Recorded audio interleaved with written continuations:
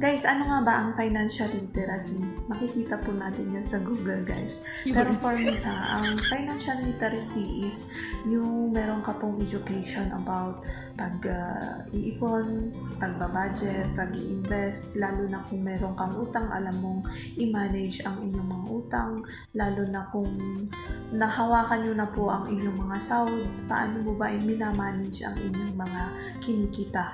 So, sabi nga ni Sir Robert Kiyosaki, ang report card daw natin is our financial statement.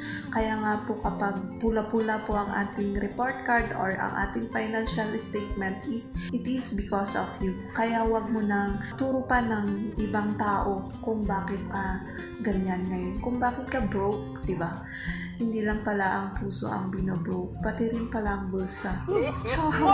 So, yun po ang financial literacy. Kailangan po natin ang ating financial